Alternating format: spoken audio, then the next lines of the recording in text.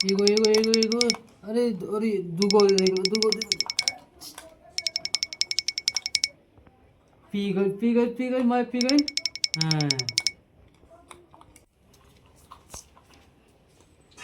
ए बबुआ क्या मैं ए बुआ गेम खेलबे भर या कि खोई दे खाना खाए भाई। खा ले बड़ो। हाँ तो हम जाता नहीं तिलोकी कम करके तिलक चढ़ता है हम्म। तो उनका घर गीत गए। तो ये बरस से कौ बजे तक है? अब कोयो बजो तिलक चढ़ी तो हम आई भी ठीक बा मिठाई लेके आइए। तो दिया से तब ले आई। हाँ तो पूरी उड़ी लेके आई हो तो हम सवेरे खाई है बासी ठीक लगे पूरी है बुनिया अच्छा तो जाई। खाए के। हाँ जय आ तनी दिहन लोग तो पतल झीली में बांध के ले अच्छा ठीक बा तो जाई। जा खेल तनी। खेलत ना सुती रहो। ठीक बा सुतबे करब।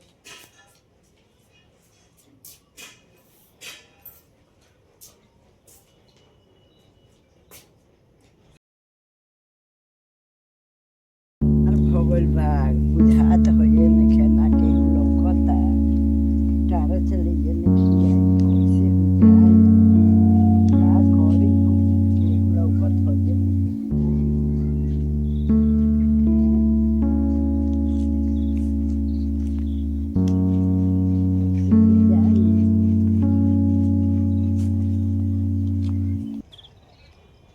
सिल्वर धोबिया के बोलाई का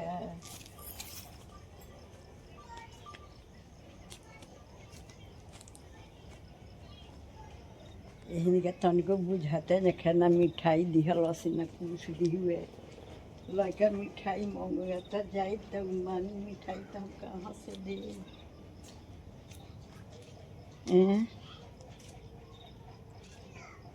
कहाँ से हम दे भी। चलो एगो आम पापड़ दिले भी उहे दे दी मिठाई का बदला।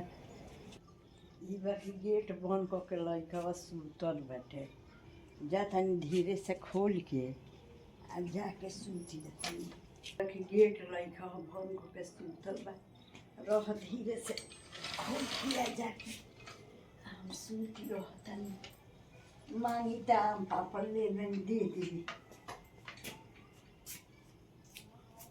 सूती गुल बा का लड़का बा तक सूती गुल बा लड़का बा जा तनी गेटवा खोल के हम गाँव से सूत जाए सूत गल बड़ाई का जागल नहीं के पर धो दे तनी सवेरे दे दू कर के। मई कहो आ गइले। हाँ बाबा आ गई तो मिठाई आइल ये बाबा हमें से सुतल नहीं कि अभी ले। तू जागल रह। हाँ तू तो धीरे से गेट खोल के सोच तो कि ढुकी जाई। हाँ तो चल बनी हम चोर से ढुकी तो संता क्या करती। ठीक है कोई लह जागल बड़ा तो भैया बाबा आम पापड़ दे तो बड़ी सब लो भैया आम पापड़। हाँ ये तिलक पर चढ़ रहा भैया आम पापड़ तिलक पर चढ़ रहल। हाँ मिठाई उठाई पूरी उड़ी नहीं मिलल कुछ ना अभी तक कुछ बनता ये बेरा ले। हाँ ये तिलक पर चढ़ल तो तिलोकी बुदिया लिया। जा अब तू गीत गावे कहीं मत जा। अरे बउआ हम का कहीं बहिन वाली नु बात रहला वसन गनी हो कैसन गीत का बात लकी बेरा ले ठोकी ना आ गावा तला तिलका के केवन गीत गीत गावा तला की चौकवा बैठल रही हो शरमई हो जानी भैया चौकवे बैठल रही हो हंडा पुरान चढ़ी फेर बदलई हो समधी के बहिना ठोठेरवा घरे जइने शरमई हो जानी भैया ना हे त ना तो ले सकतो न भाई। हाँ चौकवे बैठल रही ह शरमई ह जानी भैया तिलोकिए बनात तली हो। हां हाँ उनके दूल्हा के तिलक चढ़ता है तो दुगो बिया होता का। हाँ रही ह शरमई ह जानी भैया चौकवे बैठल सिकड़ी पुरान चढ़ी फेर बदलइए अरे समधी के बहिना सोनारवा घरे जइहे शरमैया जा भैया चौकवे बैठल रहिया।